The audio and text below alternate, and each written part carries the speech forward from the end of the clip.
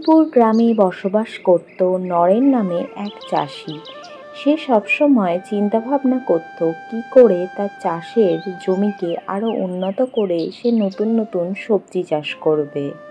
আরে ভোলা কাকা, তুমি তো আজ মাঠে গেলে না, তোমার কি শরীর টরীর খারাপ হয়েছে? আরে নরেন, আমার বাড়ি একটু কাজ ছিল বলে আজ আর মাঠে যেতে পারলাম না। ও, আর আমি ভাবলাম হয়তো এই যা গরম পড়েছে সেই গরমে হয়তো তোমার শরীর খারাপ হয়েছে।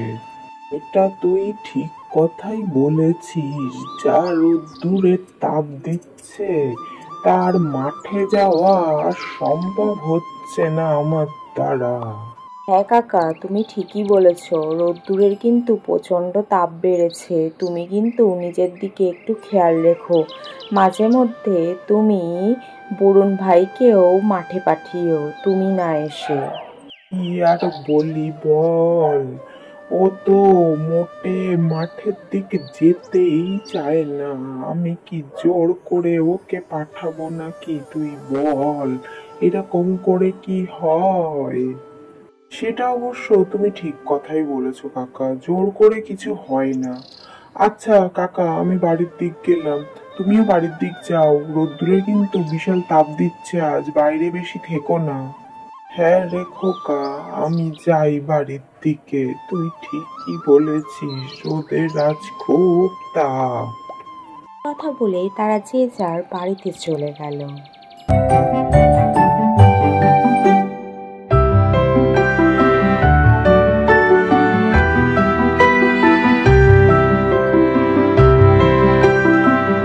দিন সকালে গ্রামে এক নতুন অতিথির আগমন ঘটল। সে গ্রামের রাস্তা ঘুরে ঘুরে দেখছিল। হঠাৎই তার সাথে নরেনের দেখা হয়ে গেল। আরে, আপনাকে তো ঠিক চিনতে পারলাম না, আপনি কি গ্রামে নতুন? হ্যাঁ ভাই, আমি শহর থেকে আজই সকালবেলা এসেছি। তুমি আমাকে চিনবে না, কিন্তু তুমি কি মাঠে চাষবাস করো?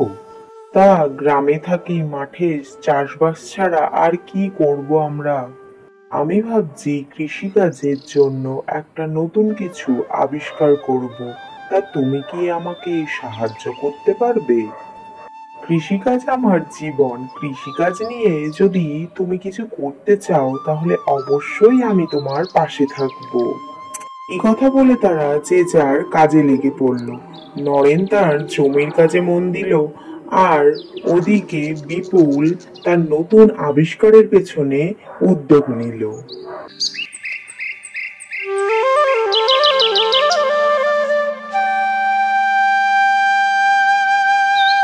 বাবা, তুমি আজ এত তাড়াতাড়ি মাঠের থেকে বাড়ি চলে আসলে? আর বলিস না খুকি, যা রোদ্দুর দিয়েছে আজ, ওই জন্যই তো তাড়াতাড়ি চলে এলাম। আজ একটা নতুন লোকের সাথেও দেখা হয়েছে। সে শহর থেকে এসছে, আমাকে বলল কৃষিকাজ নিয়ে কিছু একটা করতে চাই, তো আমাকে সাহায্য করতে বলল। আমি তাকে বললাম ঠিক আছে, আমি তাকে সাহায্য করব। তা বাবা, কৃষিকাজ নিয়ে এসে কি করবে? কি করবে সে তো আর আমি জানি না, কিন্তু নতুন আধুনিক কিছু একটা করবে বলল আমাকে।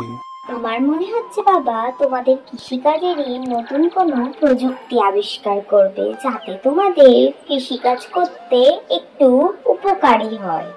তা যদি করে তাহলে তো খুবই ভালো হবে, বুঝলি মা।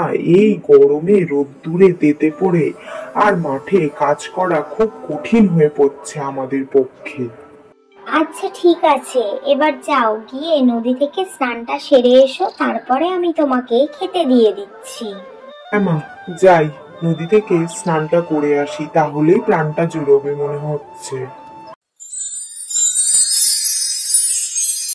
কি রে নরেন, তুই তো আমাদেরকে কিছুই জানালি না। শহর থেকে একটা লোক এসছে নাকি? সে নাকি গ্রামের কৃষিকাজে কি সব করবে? হ্যাঁ গো প্রধান মশাই, সে শহর থেকে এসছে আর আমাকে বলল গ্রামের কৃষিকাজের জন্য কিছু আধুনিক করতে চায়, আমাকে সাহায্য করতে বলল। তা আমি তো তার পাশে আছি। শোন নরেন, বাইরের লোককে বিশ্বাস করিস না। ওরা শুধু নিজেদেরটাই বোঝে, আমাদের গ্রামের মানুষের কোনো দাম দেয় না ওরা। না না ভোলা কাকা, তুমি ওই রকম করে বলো না। আমার তো দেখে মনে হলো লোকটা খুবই ভালো। ওই সব শহরের লোক, ওদের বুদ্ধির কাছে আমাদের বুদ্ধি কিছুই না। তুই বুঝবি বুঝবি, সবই বুঝবি। শোন নরেন, ভোলা কাকা কিন্তু একদম ঠিক কথা বলেছে। ওরা আমাদেরকে লোভ দেখাবে, তারপরে আমাদের সর্বস্ব লুটে নিয়ে চলে যাবে। না না, তোমরা তো ওনাকে ভুল বুঝছো। উনি তো আমাদের সাহায্য করবে বলেই এসছে। তোকে বোঝালেও হবে না, তোর মাথায় এখন নতুন প্রযুক্তির সব খেলা চলছে। তুই যা পারিস তাই কর, আমরা কিন্তু এর মধ্যে একদমই নেই। এই কথা বলার পরে তারা দুজন তাদের বাড়িতে চলে গেল। বিপুল ভাই, দেখো তোমার তৈরি করা সার জমিতে দেওয়ার পরে আমার ফলন তো দ্বিগুণ হয়ে গেছে। দেখেছো, আমি তো তোমাকে আগেই বলেছিলাম আমাকে একটু সাহায্য করো, তাতে তোমাদেরই লাভ হবে। হ্যাঁ হ্যাঁ, আমার তো খুব লাভ হয়েছে। এই বছর তো মনে হচ্ছে ডবল টাকা মুনাফা হবে আমার। ঠিক আছে নরেন ভাই, আমি তাহলে এবার শহরে ফিরে যাই। আমার তো এদিকে সমস্ত কাজই শেষ। যদি কোনোদিনও কোনো সমস্যায় পড়ো, আমাকে অবশ্যই জানিও। হ্যাঁ হ্যাঁ, তোমাকে জানাবো না তার কাকে জানাবো। তুমি আমাকে অনেক বড় সাহায্য করেছো, এই উপকার আমি কোনোদিনও ভুলবো না। আচ্ছা ঠিক আছে ঠিক আছে, আমি তাহলে যাই এইবার। ঠিক আছে বন্ধু, তাহলে তুমি যাও আর আমিও বাড়ি ফিরি।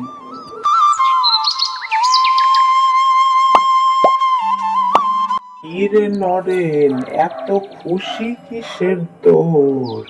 আর বলো না ভোলা কাকা, ওই যে শহর থেকে যে লোকটা এসেছিল না, ওনার তৈরি করা সার দিয়ে আমার জমিতে তো দ্বিগুণ ফসল চাষ হয়েছে। সেই জন্যই তো আমার এত আনন্দ। কি বলছিস কি তুই? দ্বিগুণ ফসল চাষ হয়েছে?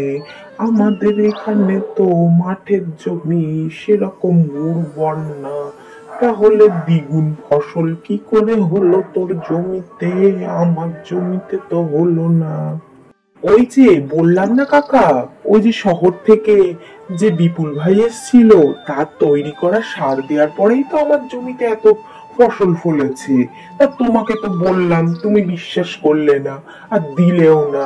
ওই জন্য তোমার জমিতে হয়নি আর আমার জমিতে হয়েছে। তা নরেন, সে লোক কোথায় গেল? তার সাথে আমরা দেখা করতে চাই। আমাদের অনেক বড় ভুল হয়ে গেছে। সে তো শহরের পথে রওনা দিয়ে দিয়েছে, আমার সাথে দেখা করলো, আমার মাঠ ঘুরে দেখলো কত ফসল চাষ হয়েছে, তারপরে আমাকে বিদায় জানিয়ে শহরের পথে রওনা দিয়েছে। কিন্তু যাওয়ার সময় আমাকে বলে গেছে, যদি কোনো বিপদে পড়ি তাহলে অবশ্যই তাকে জানাতে। হায় রে কপাল, এত ভালো মানুষটাকে আমরা ভুল বুঝলাম। আরে কাকা, তুমি দুঃখ পেও না। বিপুল ভাই তো গ্রামের সব চাষীদের জন্য সার বানিয়ে রেখে গেছে। কি বলছিস কি তুই নরেন? উনি গ্রামের সবার কাছ থেকে এত অবহেলা পাওয়ার পরেও গ্রামের সকল লোকের জন্য সার তৈরি করে রেখে গেছে। হ্যাঁ গো, তোমাদেরকে তো আগেই বলেছিলাম সে খুব ভালো মানুষ, তোমরা আমার কথা বিশ্বাস করলে না। কিন্তু সে তোমাদের সবার জন্য সার তৈরি করে আমার বাড়িতে রেখে গেছে। চলো ভোলা কাকা, তোমার জন্য এক বস্তা সার দিয়ে দেই, আর গ্রামের যা চাষিরা আছে তাদেরকে কালকে সব সার বিলিয়ে দেব। হায় রে আমার পোড়া কপাল, এত ভালো মানুষটাকে আমরা এত পরিমাণ ভুল বুঝলাম, সামনে থেকে ধন্যবাদ বলার সুযোগটাও পেলাম না।